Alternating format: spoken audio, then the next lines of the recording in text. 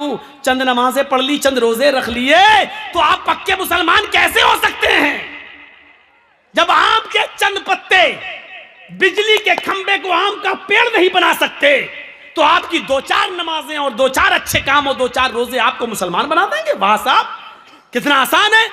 जिस तरीके से आम के पेड़ पर टूटकर बिजली के खंबे पर चिपके हुए पत्तों से बिजली का खंबा आम का पेड़ नहीं बन सकता, और जो उसको आम का पेड़ कहेगा वो पागल है, उसी तरीके से दो चार नमाजें और दो चार रोजे रखने के बाद कोई आदमी किसी को मुसलमान समझता तो वो भी पागल है। अब आप सोचिए और समझिए कि आज हमारे समाज में क्या हो रहा है, हम किस तरफ जा रहे हैं, हमारा इस्लाम के साथ उठना बैठना कैसे होना चाहिए। मैंने आज अमला बारी के प्रोग्राम में मैंने मिसाल दी थी।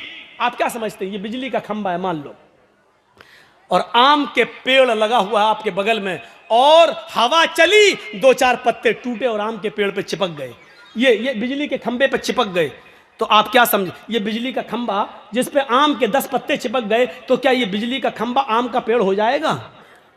आप मुझे, ये आम का पेड़ है, चलो मान लो ये बिजली का खंबा है, एक मिसाल, और ये आम का पेड़ लगा है, और हवा चली, आम के पत्ते टूटते हैं और बिजली के खंबे पे चिपक जाते हैं, 10, 15, 20 पत्ते टूटे और पेड़ पे चिपक गए, खंबे पे चिपक गए, तो देखने वाला कह रहा है बिजली के खंबे पे आम के पत्ते, तो क्या वो बिजली के खंबे को आम का पेड़ कहना शुरू कर देगा? और जो बिजली के खंबे को आम का पेड़ कहे वो बेवकूफ है कि नहीं? क्यों? अरे चंद पत्ते टूटकर उस पर चिपक गए तो बिजली का खंबा आम का पेड़ कैसे हो सकता है? तो यही तो मैं आपसे पूछ रहा हूं, चंद नमाजें पढ़ ली, चंद रोजे रख लिए, तो आप पक्के मुसलमान कैसे हो सकते हैं? जब आम के चंद पत्ते बिजली के खंबे को आम का पेड़ नहीं बना सकते, तो आपकी दो चार नमाजें और दो चार अच्छे काम और दो चार रोजे आपको मुसलमान बना देंगे? वाह साहब, कितना आसान है। जिस तरीके से आम के पेड़ पर टूटकर बिजली के खंबे पर चिपके हुए पत्तों से बिजली का खंबा आम का पेड़ नहीं बन सकता, और जो उसको आम का पेड़ कहेगा वो पागल है, उसी तरीके से दो चार नमाजें और दो चार रोजे रखने के बाद कोई आदमी किसी को मुसलमान समझता तो वो भी पागल है। अब आम का पेड़ किसको कहोगे? जो अपनी जड़ से भी आम हो, जो अपने तने से भी आम हो, जो अपनी शाखाओं से भी आम हो, जो अपने पत्तों से भी आम हो, और जो अपने फल से भी आम हो, उसको आप कहेंगे क्या? आम का पेड़। तो हम मुसलमान उसी को कहेंगे जो जड़ से, जिसके अंदर इस्लाम घुसा हो, उसके तना भी इस्लामी हो, उसके पत्ते भी, उसका उठना बैठना लेटना सोना जागना खाना पीना सब, शादी नमाज रोजे सब कुछ इस्लामी हो। क्या हमारी शादियां इस्लामी हो रही हैं? शादी करके देखिए, जिस बस में लड़के बैठे हैं बारात में जाने के लिए, उसी बस में लड़कियां भी बैठी हैं और ही हा हा हो रही है, लिपस्टिक लगा के घुसी जा रही हैं, लग रहा है जैसे अपने आदमी का खून पी के आई हो। देख लीजिए आप, नंगा नाच बारात में नाचा जाता है, और उसी बारात के अंदर लड़के और लड़की की दूल्हा और दुल्हन की पूरी वीडियो बनाई जाती है। वीडियो मेरे भाइयों, हम अपने मुआशरे पर जरा गौर करके देखें कौन सी चीज़ इस्लामी है। जब हमारी ये चीज़ इस्लामी नहीं है तो हम मुसलमान कैसे बिजली के खंबे को आम के चंद पत्ते आम का पेड़ नहीं बना सकते? हमारी दो चार वक्त की नमाजें हमें मुसलमान नहीं बना सकती हैं।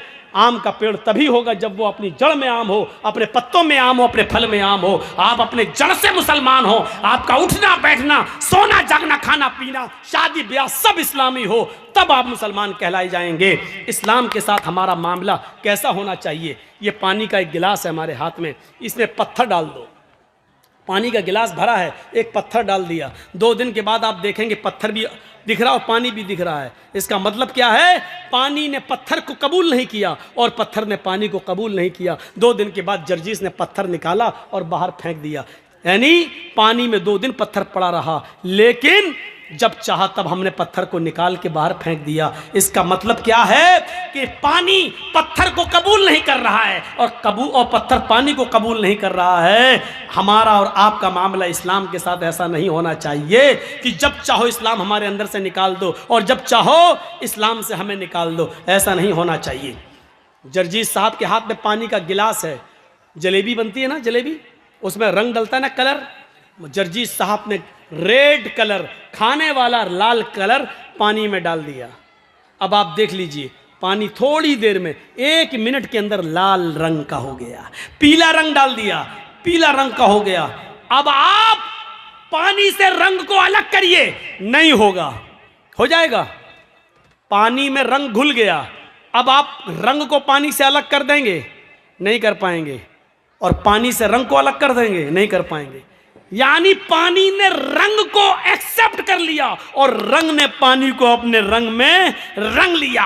अब कितनी भी कोशिश करो, ना पानी रंग को छोड़ेगा, ना रंग पानी से अलग होगा, क्योंकि दोनों ने एक दूसरे को पक्के तरीके से चिपका लिया है। अब पानी रंग से दूर नहीं और रंग पानी से दूर नहीं। हमारा इस्लाम के साथ यह व्यवहार होना चाहिए। इस्लाम हमारी जिंदगी में ऐसे घुल जाए कि हमें इस्लाम से दूर किया जाए तो ना हो सके, और इस्लाम को हमसे दूर किया जाए तो इस्लाम हमसे दूर ना हो। ऐसे बहरूपियों की तरह नहीं जो किसी मंदिर में जाकर धर्म चेंज कर लें। ये पानी और पत्थर के थे, जब चाहत निकाल के फेंक दिया। हम आपसे गुजारिश करते हैं कि आप इस्लाम को रंग की तरह अपनी जिंदगी में घोलिए। जब ये इस्लाम रंग की तरह आपकी जिंदगी में घुलेगा तो ना इस्लाम आपसे अलग होगा, ना आप इस्लाम से अलग होंगे। और देख लो, हजरत बिलाल को जब चारों तरफ से घेर लिया, गरम रेत पे लिटा दिया, भारी पत्थर उनके सीने पे रख दिया और कहा इस्लाम छोड़ो, तो उन्होंने क्या कहा?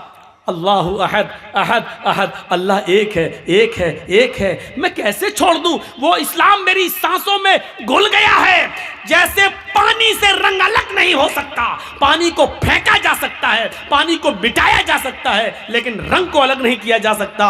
ऐसी बिलाल से रूह निकाली जा सकती है, लेकिन इस्लाम को नहीं निकाला जा सकता। मेरे भाइयों, ये मिसाल पेश की। सुमैया को उनकी शर्मगाह में नेजा दाखिल कर दिया गया। शर्मगाह में नेजा, कह रही है सब्बित कदमी अला दीनिक, मेरे दीन को बचा लेना अल्लाह। ये नहीं कह रही मेरी जान बचा लेना अल्लाह, ये मुझे बहुत सता रहा है, बड़ी तकलीफ दे रहा है, इसकी दी हुई तकलीफ से कहीं मैं इस्लाम दीन न छोड़ बैठूं। अय अल्लाह, मेरे दीन की हिफाजत करना।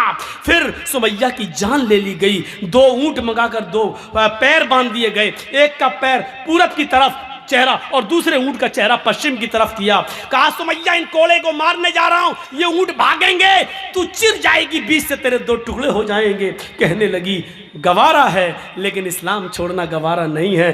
फिर चीर दी गई और ऊंट भगा दिए गए। सुमैया के जिस्म के 2 टुकड़े हो गए। यानी सुमैया की रूह जरूर निकल गई, लेकिन सुमैया के दिल से इस्लाम नहीं निकला। हमारा और आपका ताल्लुक इस्लाम के साथ इसी तरीके से होना चाहिए। मेरे भाइयों, मुझे बोलते हुए 2 घंटे हो चुके हैं। मैं आपसे रुखसत होते होते इतना कहूँगा, आपसे मुझे अभी लंबा सफ़र करना है और मुझे पटना, और पटना से हमारी फ़्लाइट है, और पटना से हमारी फ़्लाइट है, फिर हमें दूसरे स्टेट की तरफ रवाना होना है। मेरे भाइयों, हम अल्लाह से दुआ करते हैं, और दुआ से पहले एक गुजारिश कर देते हैं आपसे कि मैं आपसे रुखसत होता हूँ। 5 मिनट का मैं टाइम आपको स्टेज पे दूंगा। इदारे को जितना चंदा होना चाहिए था नहीं हो सका।